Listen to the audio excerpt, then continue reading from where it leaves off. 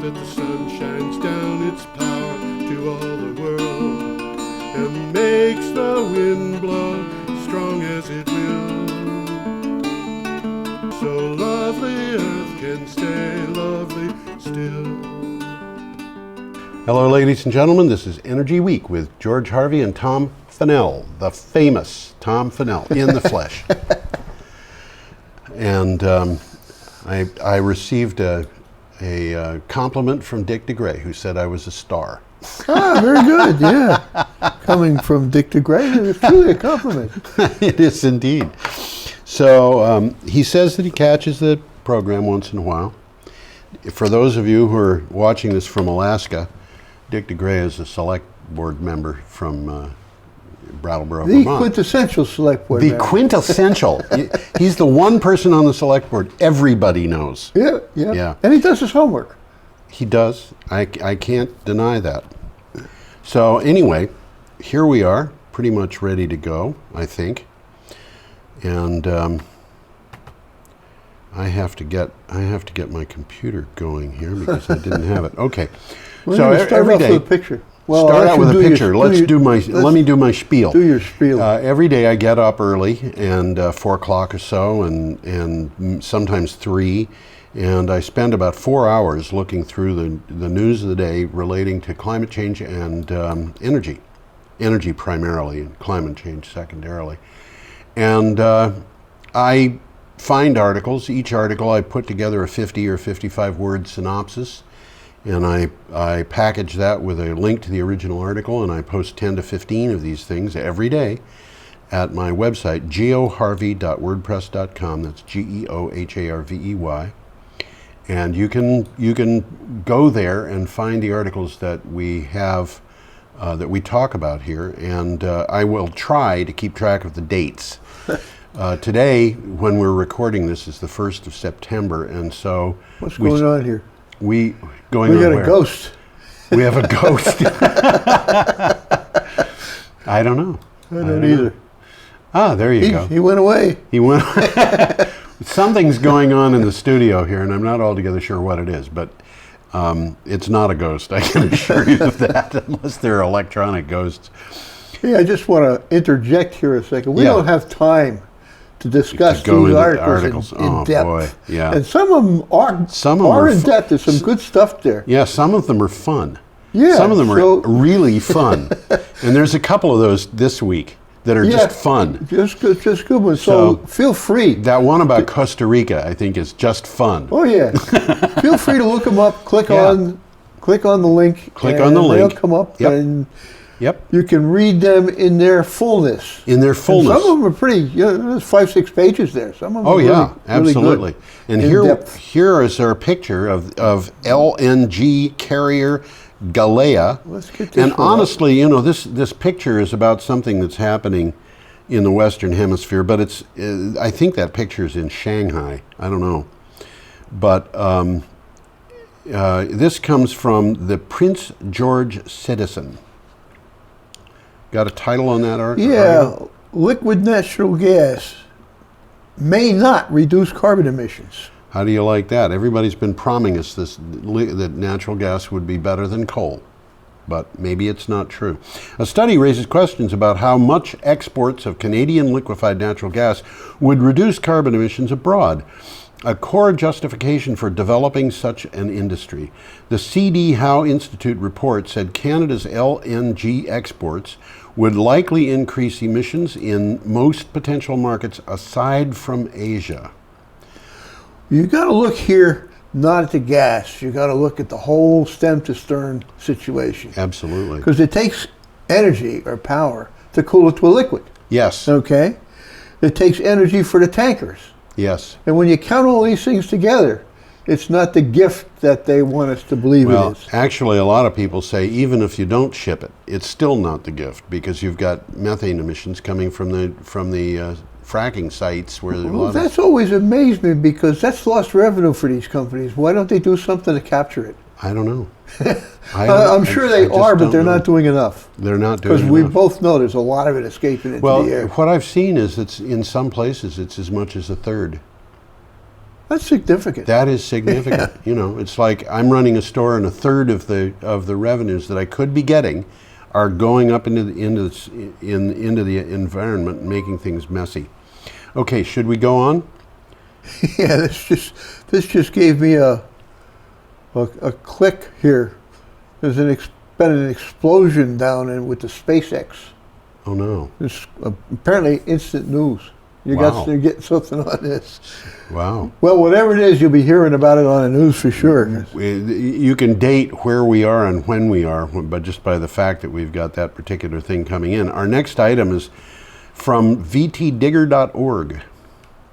And this one is Vermont Yankee Fund benefits Rutland Solar and other projects. The Vermont Public Service Board has approved Green Mountain Power's plans to distribute $302,719 from a nuclear electric and 72 cents. And 72 cents, was it really? Okay. From a nuclear electric insurance limited fund to various projects around the state. Anaerobic digester research, renewable energy education, and Rutland solar development are the latest beneficiaries. This is kind of interesting because it's money that nobody was really counting on. Green Mountain Power and Central Vermont Public Service, together with a few others, used to own Yankee. Yes. And when they sold off all of Yankee, they kept the title to the Vermont Yankee Power Company, which is just a shadow. But they had some residual income coming in. And Green Mountain Power is getting that. And they're state mandated to distribute it to the customers. Okay. And this is how they're doing it. That's very interesting. I wonder why they had residual income from that. I didn't check into that, but you know, it has to do with the deal that they made when they sold it to Entergy. And, right. And CVPS and Green Mountain Power were separate entities at that time, and they combined. All very confusing. This business of CVPS and Green Mountain Power being separate entities, and you can do something or not depending upon whether you are in former CVPS territory. Yeah. You know, it's kind of screwed up, bizarre. Okay. Well, let's move along to Friday, August 26th. This next item is from the Huffington Post. This CNN meteorologist, that's who they're talking about, was a climate change skeptic. Right. But now he's a believer. A CNN meteorologist is speaking out about going from questioning climate change to siding with the 97% of scientists who acknowledge human activities are warming the planet beyond repair. Quote, "As I tell my 11-year-old, it's okay to be wrong as long as you learn from your mistakes," end quote, Chad Myers wrote this week. And, you know, every time I hit that 97% figure, it kind of, it sticks in me, and I say, no, that's not 97%. It's not quite accurate. It's an accurate number, but it doesn't tell the real story. Yeah, it was an accurate number 5 years ago when a couple of different organizations went out to try to find out how many people among climate scientists were supporting that idea. Mm-hmm. But when Barack Obama used that figure about a year ago or a year and a half ago, a number of organizations went out again looking to see what the current data was, and they came up with pretty close results. They were pretty close, but the most important was a poll that MSNBC did. Most important simply because it was the largest. They studied did a survey of almost 70,000 scientists, and they were able to find 4 who said human activities are not warming the planet beyond repair, and 4 out of 70,000. And you know, that's more than 90. That's less than 97%. Well, you know, that's less than 1/10%, and it's this is science. You know, one of the things that I say is, if you go to mathematicians and you say, is it always true that 1 + 1 is 2? A very large number. I would bet many more than half would say no. Okay. It's not always true. Yeah. And the reason why I say that is because I have actually worked with branches of mathematics Where in one which and one one plus isn't two. yeah, 1 plus 1 is 1. Yeah. Or, it's easy for me to imagine 1 plus 1 equaling -1. There's different There are different ways ways to do it. math. Yeah. Okay, when is 9 plus 5 2? When you're looking at a clock. Good point. That's a good All right. riddle. So I like that one. my take on this also is I would expect to get more than 4 positive responses if I went to 70,000 physicists and said, is it true that you believe you are the reincarnation of Isaac Newton? How many people out there are the reincarnation of Isaac Newton? Lots. What can I say? 4 people denied it. Yeah, well, there's always a few wackadoodles. Well, let's get to Texas. We got. Let's get to Texas. Okay. Got a picture coming up. All right. This is an item coming from The Guardian. Let me get this picture up. That's a good idea. And what is this thing called, this article? A Texas startup's big energy idea. Storing electricity underground. There you go. In Central Texas, a crew is repurposing an abandoned oil and gas well. Oil and gas very often come out of the same well. Oh, yeah. Yeah. Oh, yeah. It's like it's carbonated gas. Carbonated oil. That's right. They are developing literally Yeah. yes. They are developing a way to turn oil and gas wells into vaults for storing electricity, pumping water into the earth to be heated and pressurized. When it is released, it races through a turbine generator above ground, generating electricity. Why not? Well, the takeaway here is this cheaper alternative to lithium-ion batteries, which have dominated energy storage for years. Yeah. Okay, and the water fills up the cracks in the rocks underground. Gets They're heated pretty up. easy to hold fossil fuels. Yeah. And they capture it, they pump the water down there. It gets heated by the Expands. earth. It expands. The article mentioned it's similar to pump storage. Yeah. But instead of an above ground reservoir, it stores it underground. There you go. Different strokes. Different strokes, exactly. That's from The Guardian. Our next item is from Green Tech Lead. This is renewable energy rises by 17% in the U.S. as coal plunges over 20%. Yeah. Continuing to defy projections, wind, solar, and other renewable energy sources have set a series of records for domestic electrical generation during the first half of 2016, according to a report from the U.S. Energy Information Administration. Renewable generation was up 14.5%, natural gas rose by 7.7%, and coal declined by 20.1%. And it's an interesting thing. This came out shortly after the same organization, the US EIA, the US Energy Information Administration, projected that coal generating of electricity would be basically flat at 33% for the next 5 years. But it's going down. And the following month, they had this thing that said, oh, by the way, coal is 24% of our, of our electricity. And it's like the US EIA comes up with appallingly bad information if they're looking into the future 100% of the time. 100% appalling. Interesting thing here is that they're talking about the overall generation of these renewables. Yeah. If they talk just about utility scale generation, the figures are even better. Really? Yeah, they're higher. Not by much, but they're higher. Well, and people should understand also that the USEI, the DOE, the Department of Energy, says that about 1.25% of our solar powered electricity, of our total electricity is solar powered, but they only count utility scale.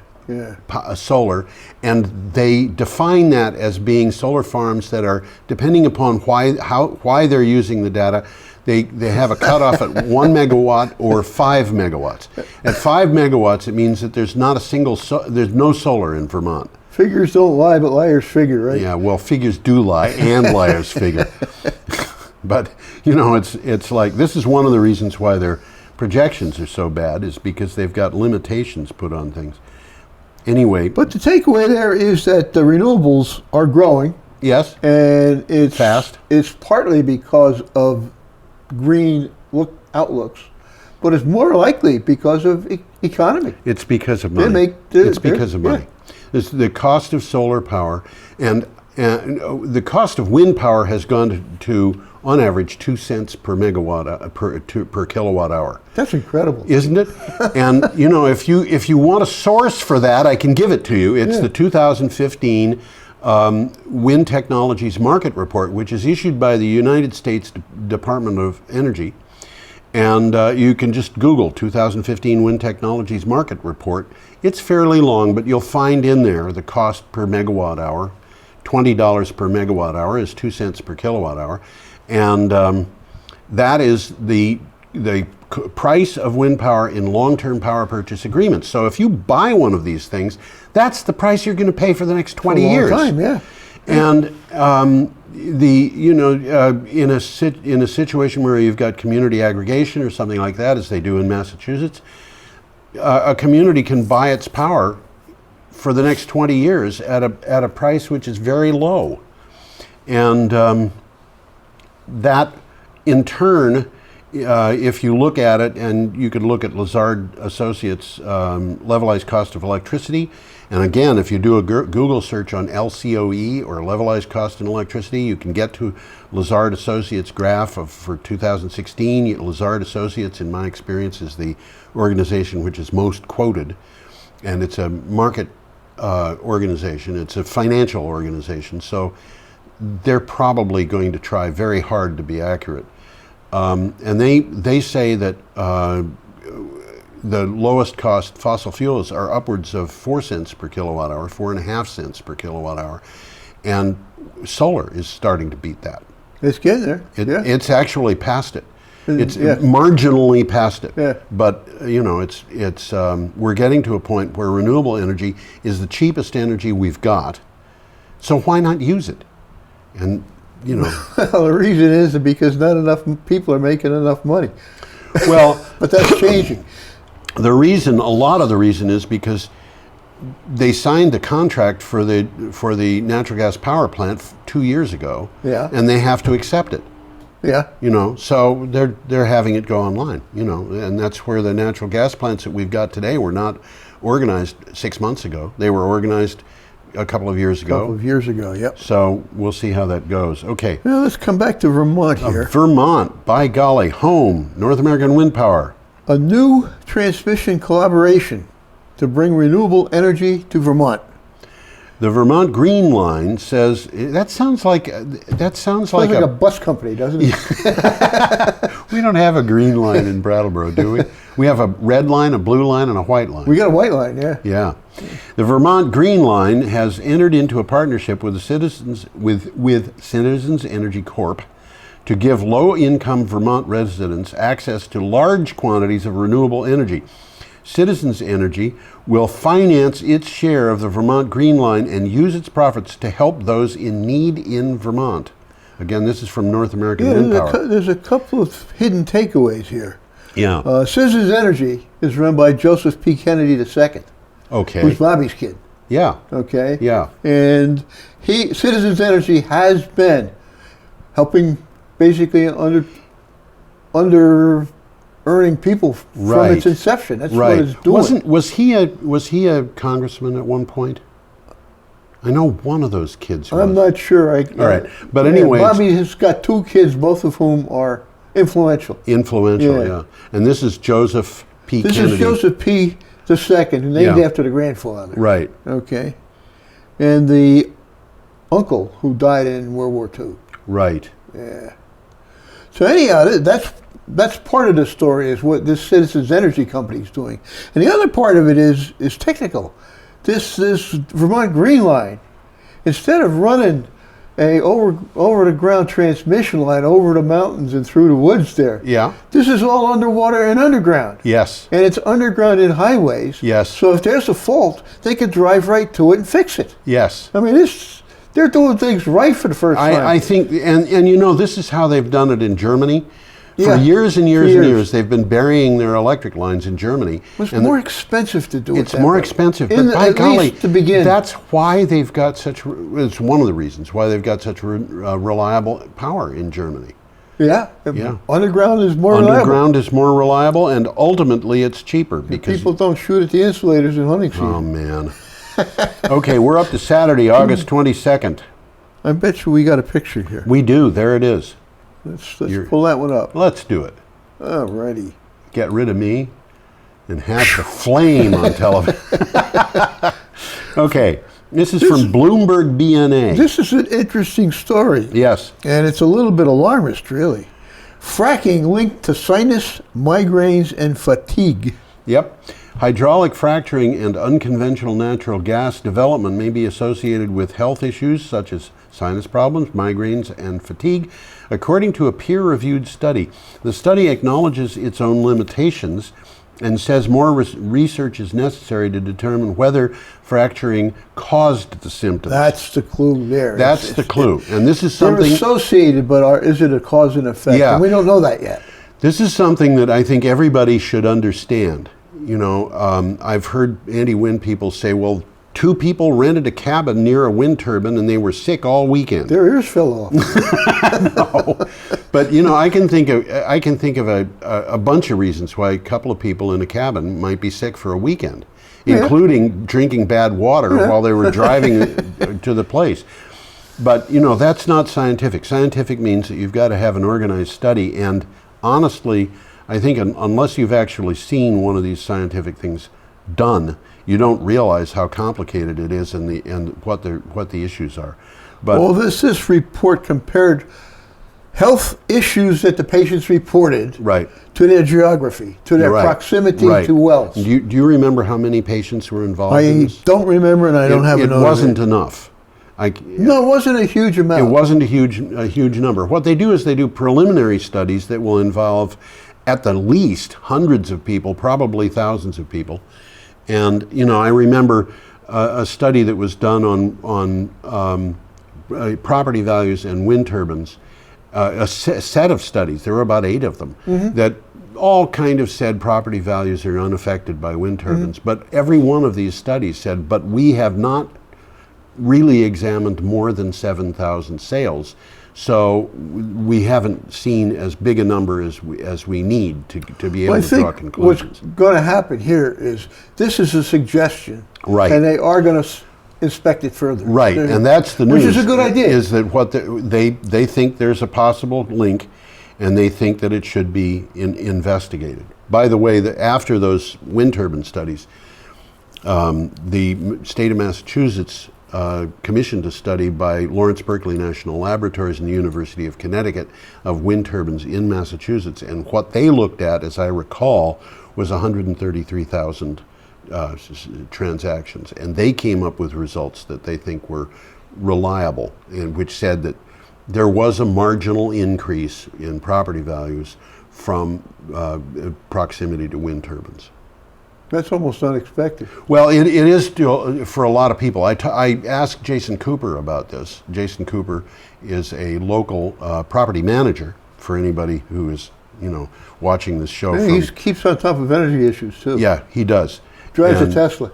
He drives a Tesla, and he's put I don't know 150 megawatts of kilowatts rather of PVs up for his apartments. Yep. And he said, well, you know, it's obvious why the property values should go up if a wind farm is put in. And I was thinking, why is it obvious? Obvious? What is that all about? And he said, you know, these things don't ask for any services from the town, but they pay taxes. So the taxes go down for everybody. And if you want a real good example of what that is, talk to the town manager in Searsburg.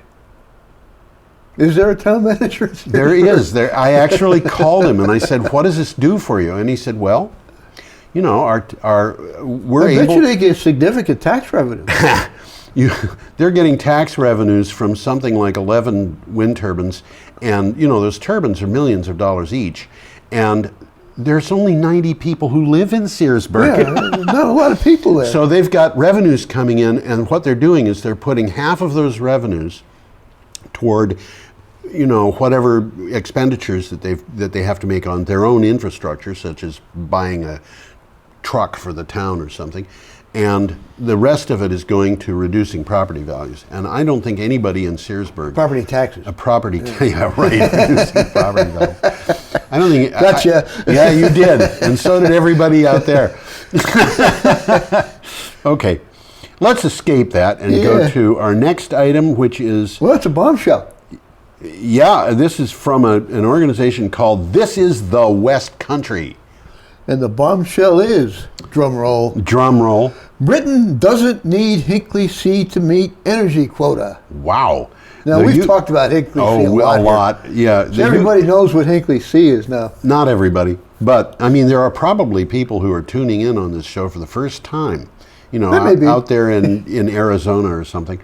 I'm laughing about this. Most people who watch this show watch it in Brattleboro. The UK can meet its energy and climate change targets without Hinkley C nuclear plant, and Energy and Climate Intelligence Unit report found more wind farms, gas-fired power stations, and demand management could save £1 billion a year while keeping the lights on and meeting climate targets. This is one of those articles that's pretty interesting. Yeah, it is. And a lot of people are commenting on this. Yeah, they do.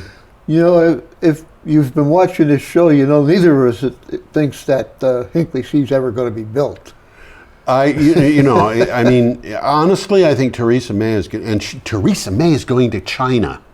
And she's going to talk to the president of China or the premier or whatever it is they've got out there. Now, she's the prime minister. She's the prime minister of the UK, and she's the person who has said, no, I know everybody approved this. The EDF board approved it, and we expected to have papers signed, but we need to think about this, because she had become the new prime minister only a couple of days before that. It's on hold, and, the stuff that I've been seeing, we had a Chinese nuclear engineer get arrested for espionage. Yeah, some weird stuff going on. Weird stuff going on, and the EDF unions people who have seats on the board of directors of EDF are suing EDF to stop. Now, EDF is one of the proposed contractors. Right, EDF is the big French electric state-owned, Electricité de France or whatever. I don't pronounce French. So I'm always wrong. And rather than be laughed at as a barbarian, I would just as soon say, I'm sorry, I'm a barbarian. I admit it. I do pronounce Welsh, but I don't pronounce French. No, you're way ahead of the game, because a lot of people can't. Can't pronounce Welsh or can't pronounce French. Or both. Or both. Most people can't pronounce either. Well, Sherlock Holmes had something to say about this. Okay. When you have eliminated the impossible, whatever remains, however improbable, must be the truth. Oh, yes. And this article is full of people just panning this thing. Well, this is the thing. As I've been looking at the news, I have reported very few of these things that have come up about Hinkley C. And it seems like, with the exception of the chairman of the board of EDF, nobody has said that they wanted this plant in. No, well, I shouldn't say that. Practically nobody. In terms of, there's been a lot of articles about this in the last 2 weeks, and I would say probably 95% of them are just saying, and the ones that I see that are supporting this are mostly letters to the editor from. This was from the report, and it's from a politician. Yeah. It's a quote. That the UK is even considering investing so much money on an unproven design based on outmoded technology is staggering. But when energy markets are so clearly heading in an entirely different direction, it looks like madness to push ahead with Hinkley. Well, the president of the Solar Energy Association, or whatever it is, I forget the name, in the UK, said, you want that much power? We can deliver that much power, and we can do it for much less money, and we can do it in 2 or 3 years. That was in the article too. And it's just, it's the amount of money that's involved here. 2 nuclear reactors, and really, what they're saying is that it's 29, 28, 27 billion dollars for 2 nuclear reactors. But when you look at the fact that this is an unproven design, and the reactors that have already started construction, there's one in Finland, the thing is 8 years behind schedule now. We've 8 just seen years. something like that down south. Yep. It was more than 8 years behind schedule, I think. Well, we had one plant that was started in 1973. That's more than 8 years. More than 8 years. And it's just coming online now. And as it happens that right now, that particular plant has been coming online, and it's produced 2 reports of scrams. It's got to the point of having to shut the reactor down twice, and it's still not achieved full power. Interesting. But it is it's getting there. It'll probably be there sometime this month or next, I would guess. But, you know, Well, these things are extremely expensive, and there are other sources of power that are, I mean, when you have a nuclear reactor go down, it can provide quite a spike in the spot prices of wholesale power in the area. Well, when where it goes down, it usually is a surprise. It's very often a surprise, and they do go down fairly frequently. Oh, yeah. You know, every week I see 1 or 2 of these things go offline because of, they're minor problems. It's because of a bearing going bad in the turbine. So the turbine trips, so the reactor has to trip. Well, they have to be overly cautious. Yeah. Because if something really goes wrong, Yeah. think Chernobyl. Yeah. And so that's what they do. They're, you know, the care. One of the things that I see from nuclear reactors reports, I see this all the time. It's more of these than there are turbine trips or reactor scrams or whatever, is a report that comes through that says unanalyzed condition. So they have an unanalyzed condition.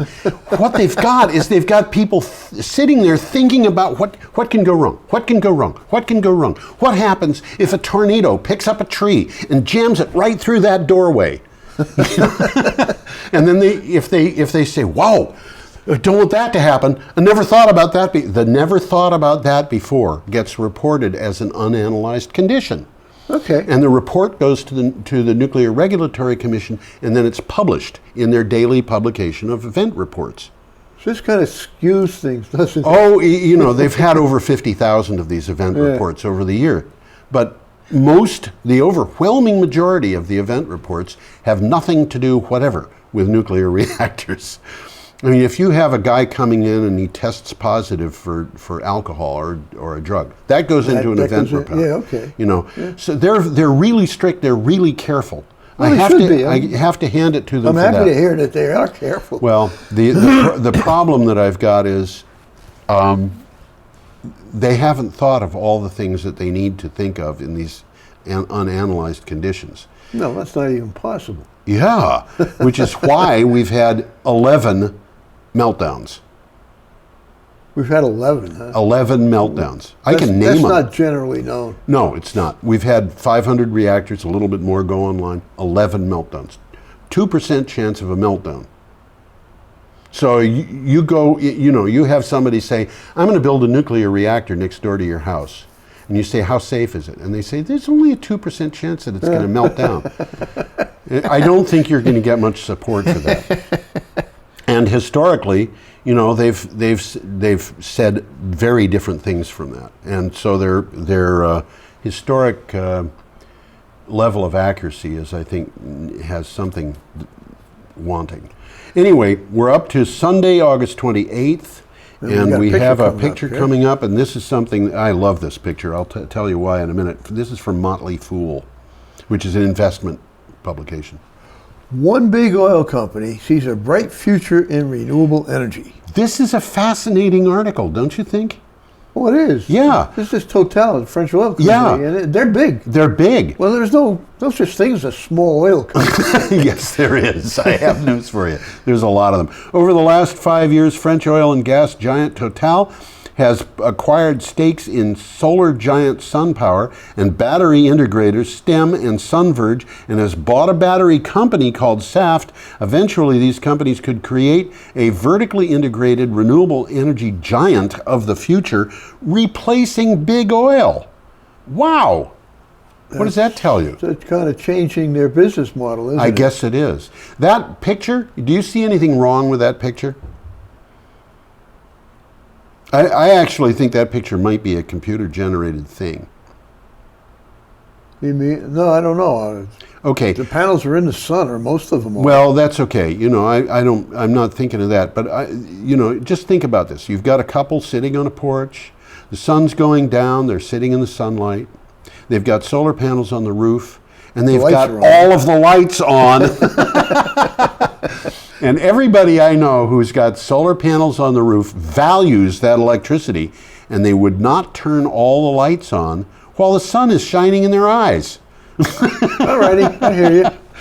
Anyway, should we go on, or? Well, let's see if there's a little bit of a takeaway here. Okay. In that what Total is doing is almost mirror imaging to what Tesla is doing. Yes, that is interesting, isn't it? You know, because they're both buying battery companies, and you know, Right. these guys have a finger on the pulse of what's going on. Yes, I think that's true. And Total could wind up having a presence in France that is similar to EDF's, in a way. Yeah, they could. I'm not saying as big, but nevertheless there. And by the way, speaking of Tesla, should we go to this next one? I think we shall. This comes from an organization called 89.3 PCC, and my bet is that's a radio station.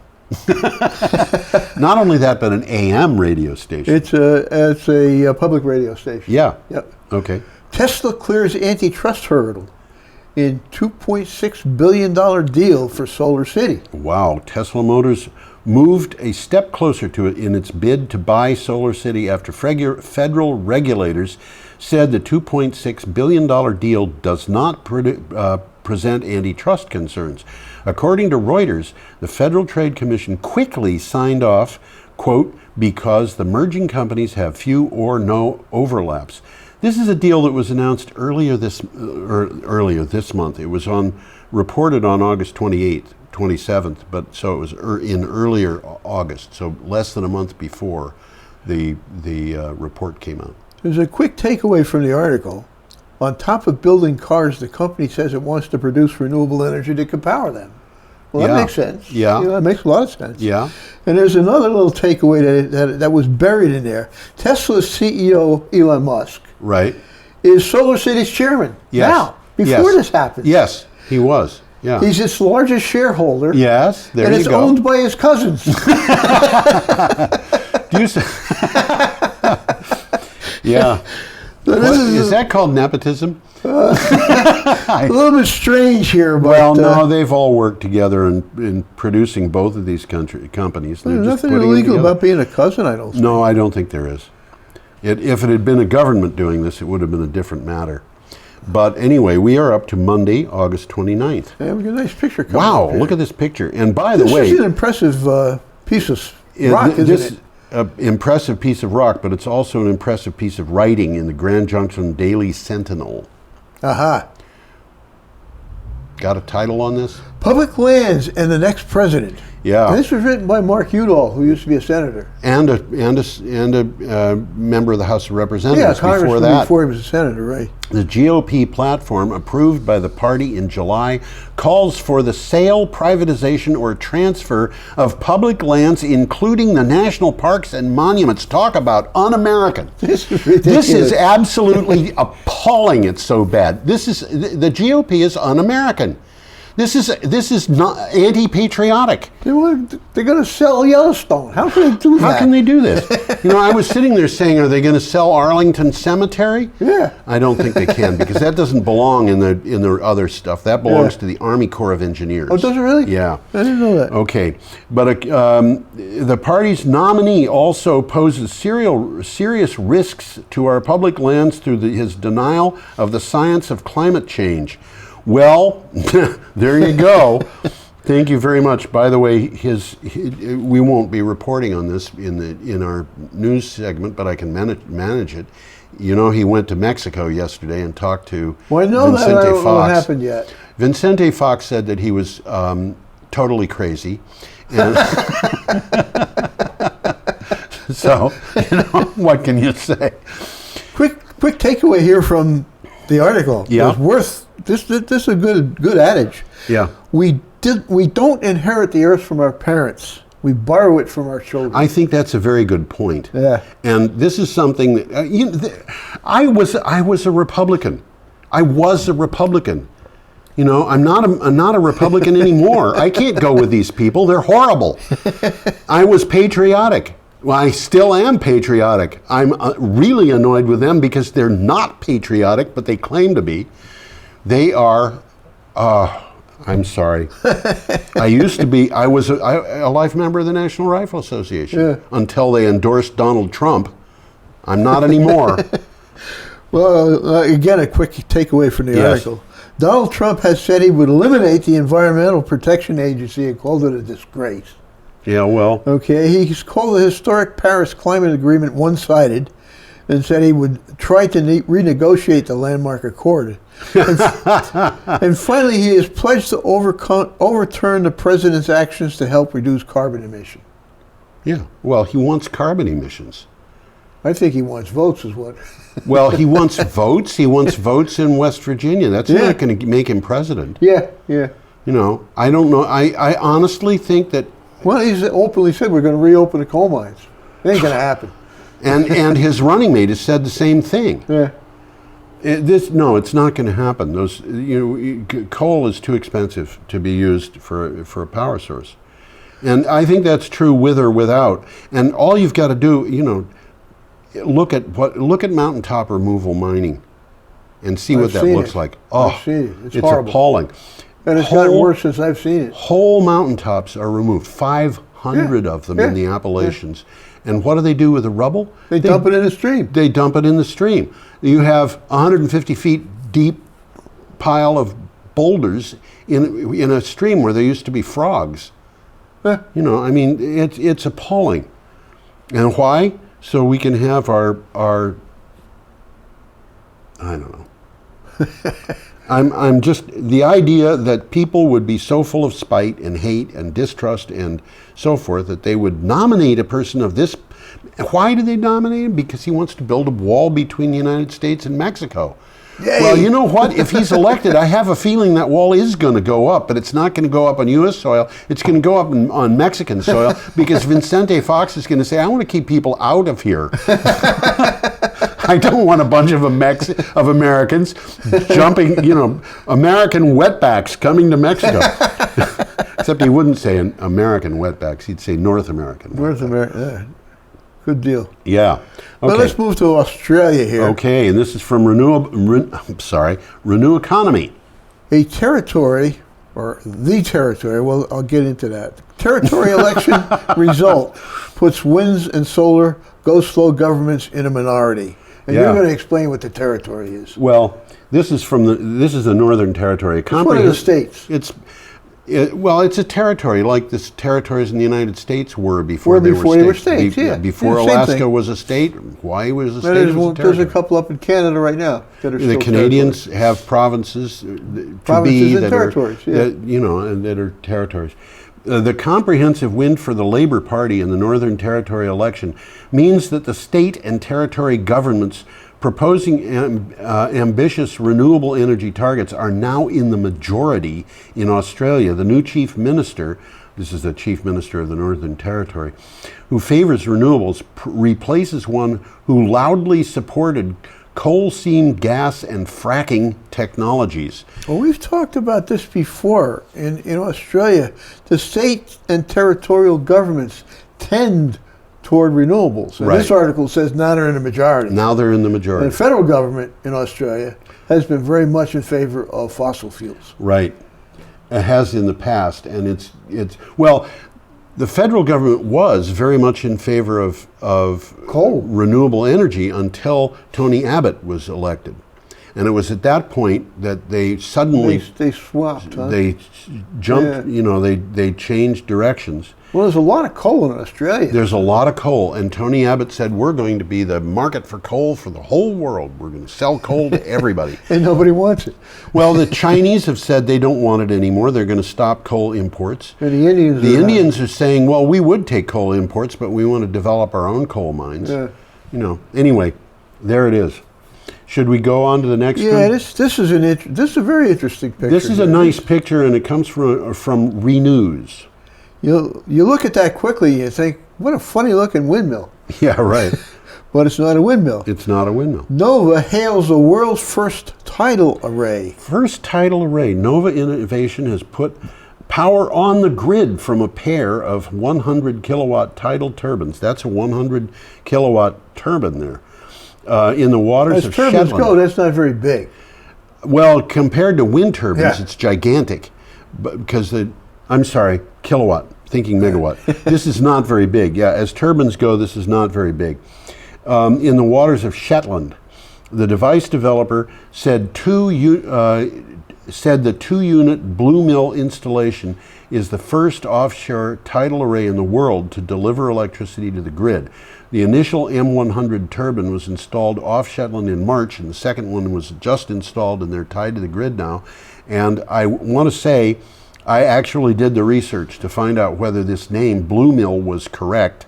I found about 50% of the reports said Blue Mill, and about 50% said Blue Mull. And I just went with the spelling that was in the article. So Okay, I wouldn't be able to help you there. Interesting picture there, Yeah. though, because these things are being installed in a tidal situation. right. They'd work as well in a river. Yes, they would. If the And I rivers... could see like the Hudson River with one of these things every mile, every half mile, every quarter mile. Ding, Yeah. ding, ding, ding, ding. Yeah. Just sitting there. Nobody even knows they're there. Well, the fish might.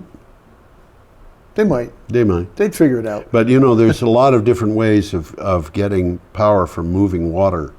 And I don't know that you need to have a rotary thing that could bump into a fish that would to do that. But to get an idea of how big this is, by the way, notice that there are cars to the left and of there's this a guy picture. standing there taking a picture, it looks There's like. he's all the way to the right. Yep. So you know, this is a pretty big thing. It looks like it's probably about 35 feet to the hub, maybe 40 feet. Yeah, I'll It's give big. I'll give you that. 30 Yeah. feet looks good. Should we go on? Yeah, let's go on. Okay. We're coming back home. Coming back home to Maryland.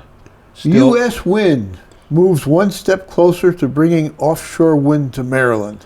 This is from Southern Maryland Online. According to U.S. Wind, Maryland is poised to develop the nation's first large-scale offshore wind farm.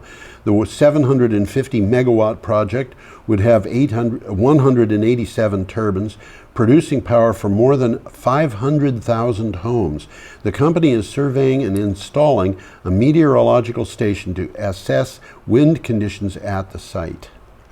This is particularly interesting in Maryland because the state does not generate much electricity on its own, so it Yes. imports a lot of it. Yeah. And this is now they're going to be generating their own. Yeah, this is something that's important for any location. Vermont, for example, imports most of its electrical power, which means we're exporting the money to buy that power. Absolutely. And it's leaving our Absolutely. economy. We have to replace it with something. So now we're up to Tuesday, August 30th. Oh, we've talked about this guy before. There's a nice picture here. I'm going to Globalnews.ca. Yeah. Yes, right. Yeah, this is a good one. Let's get Get to that picture there. up here. That is not, by the way, in Nunavut. That's in Norway. That picture was taken, but it is the same It's ship. the same ship, yeah. Yeah. It's a beautiful ship. It is lovely. Look at how that bridge is located. The bridge of the ship is located, and it sticks out both sides. It's I kind of, bet you that is a observation platform and the bridge is on top of it. it could be. You're absolutely right. But Because this ship and this cruise is not for the poor. no, it is not. From Not for the poor. $20,000 Absolutely not. to $200,000 Right. just to get on the ship for the cruise. Yeah. And you got to have a $50,000 insurance policy to boot. And this cruise is not stopping in trade ports. Well, it is actually. This is what this That's is. what this article is This about. article is about stopping in a port of call Which is probably the most northern port of call in the world right now. right now. Right. Little So, Inuit village. What is the name of the article? Oh, I passed by that one. Globalnews.ca. Crystal Serenity, that's the ship. Yep. Crystal Serenity's journey through the Northwest Passage draws excitement and climate change fears. The residents of Cambridge Bay, Nunavut, a hamlet of about 1,400 people, welcomed 1,000 visitors from a giant cruise ship, Crystal Serenity, as it lay anchor off the shore.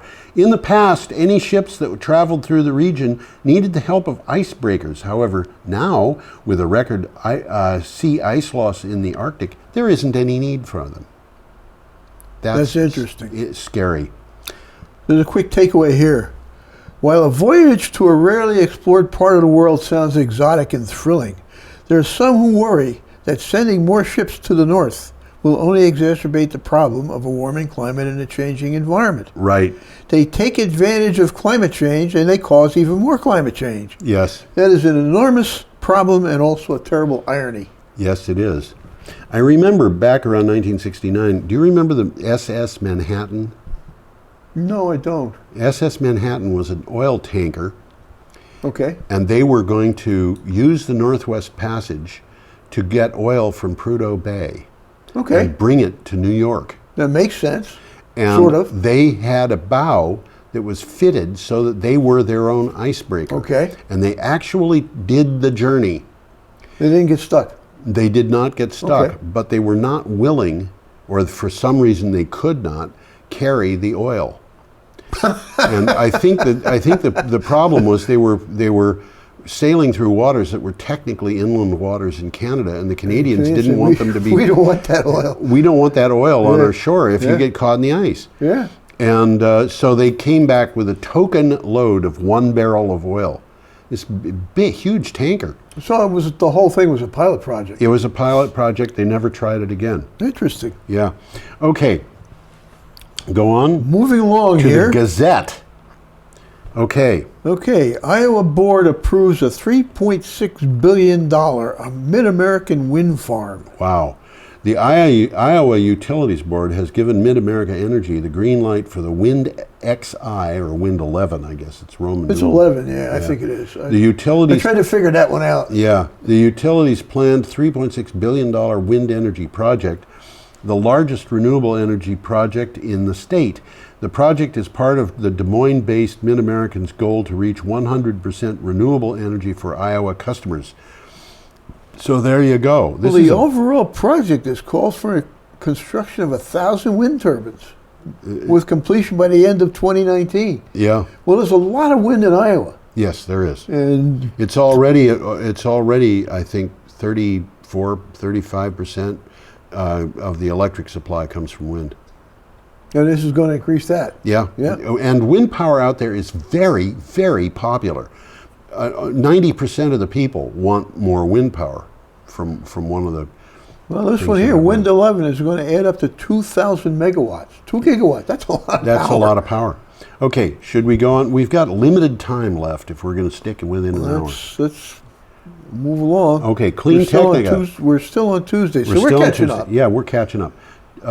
This is from Clean Technica. International Investor Group pushes the G20 nations to ratify the Paris Climate Agreement quickly. Yep. Operative word there is quickly. Quickly. The Institutional Investors Group on Climate Change has 130 institutions supporting $13 trillion worth of investment. They urge the G20 nations to ratify the Paris Agreement, saying countries must now ratify the Paris COP21 climate agreement soon to guarantee strong climate policy and attract renewable energy investment. Well, the quickly part of it has to do with investment. Yeah, they want to get those investment done, and they want to have the investments pretty much in a stable environment where governments are not coming in and saying, we don't want to do that anymore. Yep. All right, so now we're up to Wednesday. Wednesday. Got an This is interesting a picture here. nice picture. I like this picture. I'm trying to figure that picture out because She's think wearing that, a face mask. I'm looking at the picture. Yeah. I think she's walking by a wall, and that's Yeah. a mural. Yeah, you can see her shadow on it. Yeah. Yep. Okay, this is from Quartz. Let me. Let you. Okay. What's the? I had the wrong I didn't have enough of the picture on the Yes, screen here, okay. so I couldn't read it. Okay. Chinese people want renewable energy more than anyone, but nobody's selling it to them. Yeah, this is interesting. A survey of 3,000 Chinese city dwellers by Ipsos Mori, a polling company, found that a massive 97.6% of them would like to buy clean power. Of these, over 90% would be willing to pay extra for it. The poll was commissioned by the Chinese Renewable Energy Industries Association. The problem is, nobody is selling the power to the Chinese people. Well, in this particular case, I think it's caused by the fact that energy in China is state-controlled. Yeah. And they haven't offered it to the people yet. Yeah. There you go. We should move on. That picture, you know, it's just, this is a picture that accompanied the article. Most of the pictures that I get accompany the articles. And that was the one that was with it. Kind of a neat picture. It is. It's a neat picture. If you look at that hill on the right, there's a temple on top of it. Oh, yes, so there is. My computer wallpaper is actual... is a photograph of an area in which the hills are like this, with these almost vertical sides. My wallpaper swaps. Does it? But one of them is like that. It might even be the same one. Might be the same one. It's somewhere in Tibet. No, mine is from a different, I forget the name of the place. Maybe it's Nepal. I don't know. Well, whatever. Anyway, our next thing is high countries there. KETV Omaha. Okay, the OPPD, which you're going to tell us what that is. Yep. Oh, yes. Duh. Okay. OPPD picks the date its nuclear plant will go offline for good. And you know, the date in this, really, I was shocked by this because it's so soon. Omaha Public Power District announced the Fort Calhoun Nuclear Station will cease operations on October 24th. The state went into operation, the plant went into operation in September 1973. The Public Power District says the move will save nearly $1 billion over the next 20 years, and executives say the move will keep electricity rates flat for the next 5 years. That's really. You want to save money? Abandon nuclear power. That's a short timeline. Though. It is very short. I was really surprised. I don't. You know, I should have looked up to find out what the scheduled date was for refueling this plant. But well, I bet it's very closely connected. See, the thing is, they must have known they were going to do this before. They must have known a year ago. The article there wasn't a lot of information in the article, but I think that they had to apply to the state for approval. Yeah. And that took time. But the thing is, they have to order their fuel if they're going to refuel like a year in advance. And they didn't order it. And they must not have ordered it because it's very expensive. I bet you're right. You know. Anyway, yep, I bet you're right. Our last piece is from Your Active, EUR Active. Your Active. What impact has Germany's on? I can't pronounce German, but Energiewende. Energiewende. What impact has Germany's Energiewende had on infrastructure and the labor market? Yep. The sharp increase in the use of renewables like wind and solar has provided more flexibility to the German electricity market. Energy-intensive industries have renewables to thank for the decline in wholesale prices. This has been a 50% decline in wholesale prices in Germany, wholesale prices of electricity between 2008 or 9 and 2015. I think this article had a lot of graphs in it. This was just a bunch of graphs. And that graph just showed exactly that curve. And I would have put this in, except all of the graphs were in a single image. And I couldn't edit the image. I may still have it. I was playing with it last night. But if you go to geoharvey.wordpress.com and you click on the calendar date, the 29th of August, I'm sorry, the 31st of August, and look for this article, you'll find it, and you can click and you can see the graphics. I got most of the meat of the graphs and all that out of it. Right, I'll read them off now. Well, let me read this. You finish that one. Yeah. The energy-intensive industries, let's see, there have been a number of other economic benefits, including the creation of jobs and exports. And here are the economic benefits. We are at the end of our time, so we better say goodbye. Well. And it's been a pleasure talking with all of you. or to all of Let you. me get us up here. There you go. Pushing the wrong button here. Bye-bye. Gentle rains can fall upon the land, so lovely earth can stay lovely still.